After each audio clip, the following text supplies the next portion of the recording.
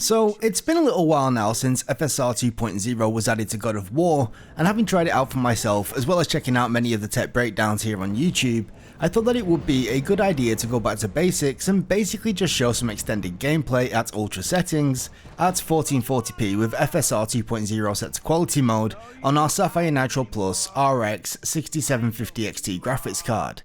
So let's do that, shall we?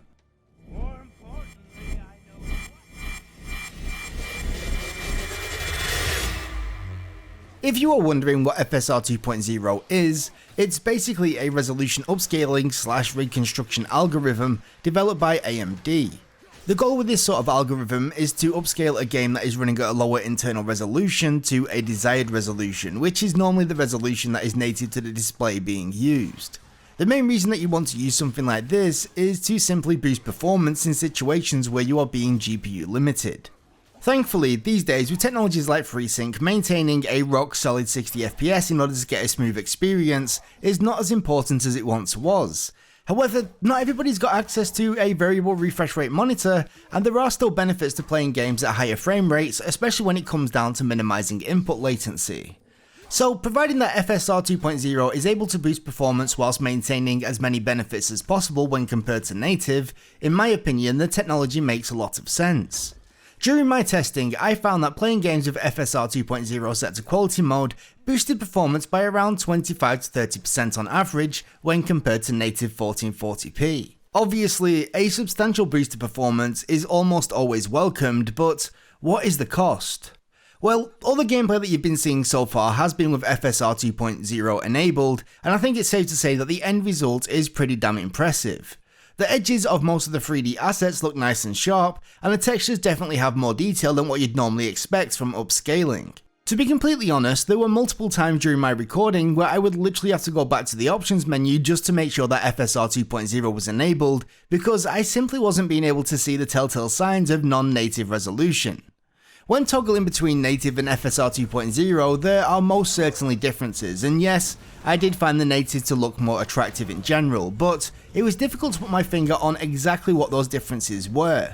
It was only really once I was able to put both the footage side by side that the differences started to stand out. First of all, the native image appears to hold a little bit more saturation, making the colours more vivid.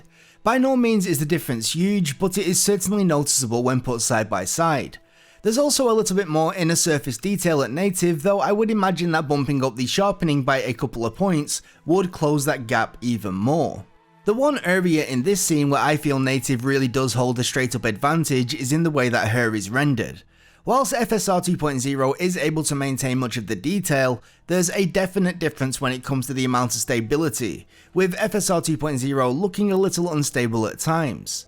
Now that I know exactly what I'm looking for in terms of differences between FSR 2.0 and native, I would most likely be able to pick them out during a blind testing.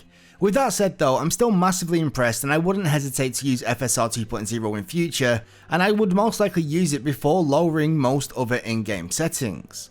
I also think it's important to quickly mention some of the awesome work by channels such as Digital Foundry that have taken the time to really deep dive and break down the differences between FSR 2.0 and other reconstruction techniques. I think this sort of analysis is really valuable in showing what it does really well and where it could still be improved. However, I do still kind of encourage people to be careful with how they interpret some of what is seen in these sort of comparison videos, hence why I wanted to simply show some straight up gameplay with the feature enabled. You see, it's worth mentioning that a lot of these visual artifacts that are associated with temporal reconstruction techniques are massively reduced at higher frame rates. This is simply due to there generally being less dramatic changes from one frame to the next. On top of that, due to pixel response times on flat panel monitors, looking at it a single frame really gives a proper representation of what the game is going to look like in motion, even when viewed in conjunction with technologies along the line of backlight strobing / ultra low motion blur. I suppose what I'm trying to say is that you can see the footage on screen now, and thanks to the wide compatibility of FSR 2.0 in terms of supported graphics cards, most of you with access to the game are going to be able to try it out for yourselves, and I certainly recommend that you do that given the chance. I won't deny that I've always been somewhat skeptical of resolution reconstruction techniques, but having seen FSR 2.0, DLSS, and a number of other solutions, I'm now a firm believer that the future of native resolution is going to be considered a high-end setting rather than the default.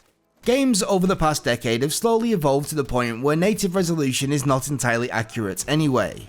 Back in the day, most games would simply render a pixel then display that pixel on our monitors.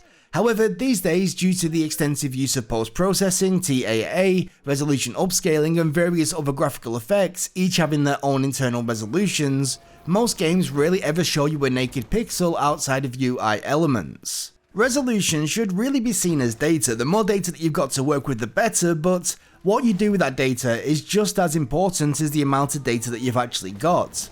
I'm super excited to see where these sorts of technologies go in future, and I'll be sure to take another look at FSR 2.0 as it gets added to more games or is updated in some exciting way. Until then, I'd like to say thank you so much for stopping by and remind you to please slap that subscribe button if you've not done so already.